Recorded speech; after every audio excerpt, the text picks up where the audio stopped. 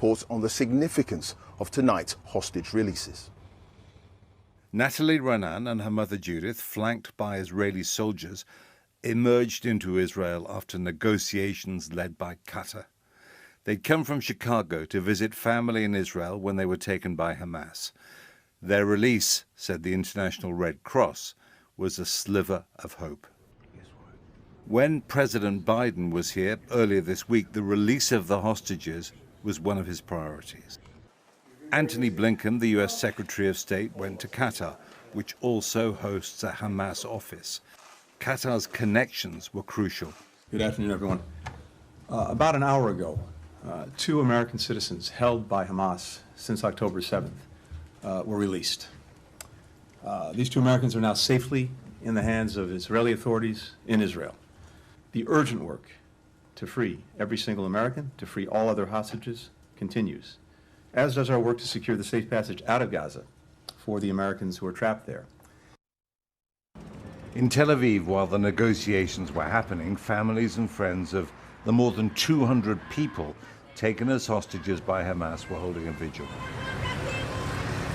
20 of the missing, Israel says, are under 18. The people here will be hoping that now the principle of doing deals is established, more might be possible. The photos are going up on the wall of the Defense Ministry. The presence of hostages in Gaza puts pressure on Israel's generals and politicians, as Hamas must have intended. In a small country, the hostage crisis draws in many families. Daily life here is on hold. The war dominates everything. Israelis are united behind their flag and their army, and in their contempt and hatred for Hamas. They are not united about their Prime Minister Benjamin Netanyahu, a highly divisive figure whose opponents believe neglected their security. The vigil is a powerful event. But it started when one man, Avichai Brodetz in the black t-shirt, came here on his own. His wife and 3 small children were taken from a border kibbutz by Hamas. If you're sitting on your couch now and look down at your son playing right next to you, you know what's right, you know that he's in the right place. You know, my kids have done nothing wrong. You know, we are Yuval and Ofri, which are 4.5, 8 and 10. Ofri just celebrated her birthday. She's still got cake in the fridge. So, you know, we all know what the right thing is to do, where they should be, where my wife should be. So, you know, it's pretty easy choice to make. Just, you know, bring them home to me. Israelis and plenty of others, including President Joe Biden, say this is their equivalent of the attacks on America by Al-Qaeda on September the 11th, 2001. And for Israelis, this is not a trauma you can get used to.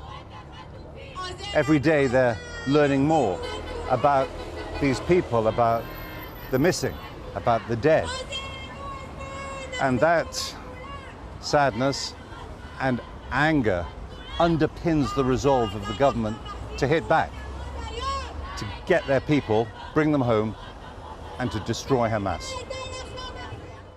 Pain is universal. After an Israeli raid in Tulkarem on the West Bank, 5 children were among 13 Palestinian dead. An Israeli soldier was killed as well.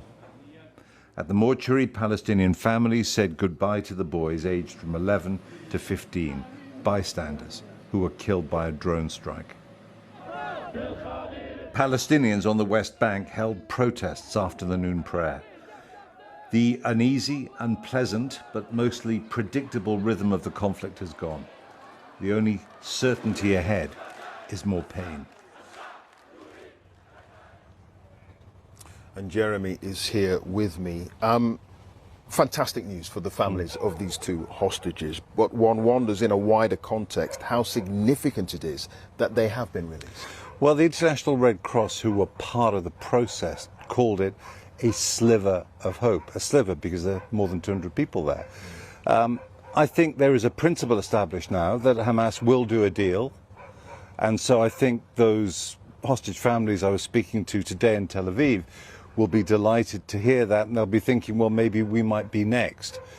One question, why choose Americans first? Well, the Americans have been pushing, but also I think President Biden has been trying to be a bit of a moderating influence on the level of force the Israelis use. Perhaps Hamas think that that's significant too, and maybe he might do more of that. And there's another thing, and that is that the whole purpose of taking hostages for Hamas was to have leverage over the Israelis. A few years ago, the Israelis exchanged more than 1,000 Palestinian prisoners for one hostage. They've exchanged as well other prisoners for bodies. So they must think, well, if we got that many for one, what could we do with 200? Indeed. Okay. Jeremy, thank you. Jeremy Bowen there. Well, we're going to get more from our North America editor now, Sarah Smith, who's live in Washington. Sarah, the two hostages released, they are American citizens, as we've been hearing, and tonight we're wondering what the White House has been saying about all this. Well, President Biden has put out a statement saying he is overjoyed at the release of these two Americans, and he has in fact spoken directly to their family here in the United States as well. And he has mentioned working around the clock to try and secure the release of all the American hostages. There has clearly been a lot of activity. And this bit of good news does come at the end of a week of extraordinary diplomatic focus on the Middle East from America. We had that dramatic trip to Israel from President Biden on Wednesday and an unusual live televised address from the White House last night. And I think it is really important and interesting to note, as Jeremy was alluding to there, that every time we hear from President Biden and he talks about Israel's right to defend itself, he also always mentions the need to respect the laws of war and do everything possible to try to avoid civilian deaths and casualties when Israel comes to respond. So while the president is obviously wanting to show his solidarity with the state of Israel, he appears at the same time to be trying to contain their reaction and in doing so try to stop this conflict from spreading beyond where it is already at. And that is pretty clearly just as much of a priority for America as condemning Hamas's attacks and working to secure the release of all the other hostages that are